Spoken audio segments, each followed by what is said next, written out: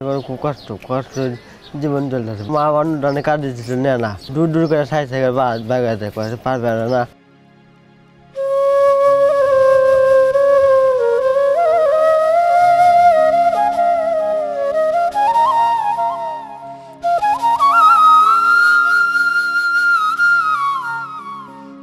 জীবন মানে সংগ্রাম, জীবন মানে যুদ্ধ, জীবন মানে বেঁচে থাকার লড়াই।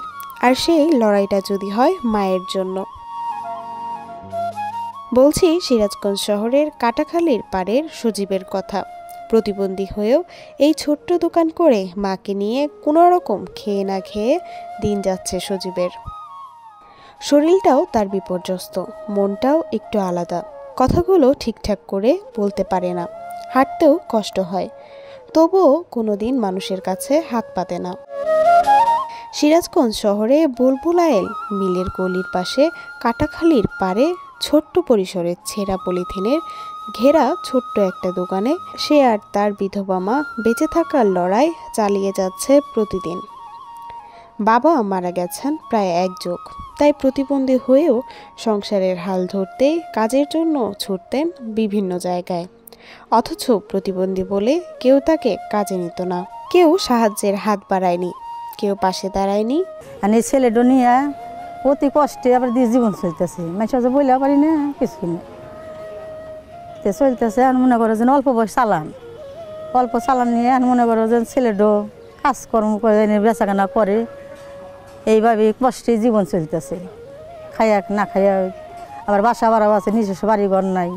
এখন যদি কেউ আমাকে যদি সহযোগিতা করল নি যেন করে যেন ইতিম প্রতিবন্ধী ছেলে, আমার পৃথিবীতে কেউই নাই, আমি খুবই অসহায়, আমি সলটা নিয়ে করে খাই। অন্যের দোকানে রাখছিলাম ঠিকই, কোনো দোকানে তো রাখলো না, তখন আমি নিরুপায় এই দোকানটা দিছি যে আমি করে খাওয়া দেখবো, তো আমার তো নালে তো আমার উপায় নেই কোনো, আমি কী করে খামো। মানে এই অবস্থায় কষ্টে করে আমার জীবন চলতেছে বাবা। তাই বলে তো আর জীবন থেমে থাকে না। তাই প্রতিবন্ধী হয়েও মায়ের কষ্টকে ভাগ করে নিতে এমন প্রচেষ্টা সজীবের। টুকটাক ডন করে কষ্ট, মানুষ ডন থাকি রাখতে চায় না, খুব খারাপ ব্যাপার করে, আবার নিজের বাসা নাই, খুব কষ্ট। মা অনেক কাজ দিতেছিল না দূর দূর করে সাইড থেকে বাগাতে পারবে না হাটের সমস্যা মাটার সমস্যা তুমি পারবে না, বাদ দিয়ে দিচ্ছে। কি কইছে আমার মাটা ফালাতে পারবে না, বোঝো না, আমার মাটা ফালাতে পারবে না, আমার মা এই দোকান দিয়ে দিছে। আমি টুকটুক করে কষ্ট হয়ে চলতেছি। 20টা ছিল খুব সমস্যা হয়। হ্যাঁ মা বাড়িতে ভিজে যায়, আবার বাইরে যাই কটার সময়, খুব কষ্ট হয়। টিফল নাই, সেরা পলিথিন কেউ পাশে দাঁড়ালে খুব ভালো লাগে, আমার খুব খুব খুব উপকার হলেন। এই সময় যেখানে ছোট্ট একটা ভুলেও মানুষের হাসির পাত্র হয়ে যায়, সেখানে সজীবকে নিয়ে কেউ হাসে না, কারণ তার চোখে আছে সত্যিকারের পরিশ্রমের তৃপ্তি। কিন্তু দিন শেষে চা বিক্রির টাকায় তার সংসার খরচ হয় না।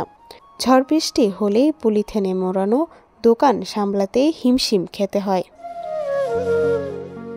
কখনো আবার ঝড়ে উড়ে যায় দোকানের পলিথিন। আজ আমরা সবাই চাই এই গল্পটা আরও অনেকের কাছে পৌঁছক। আমরা চাই সজীবের জীবনের এই সত্য লড়াইটা সমাজ জানুক। সাহায্য চাই তার জন্য, সম্মান চাই তার পরিশ্রমের জন্য।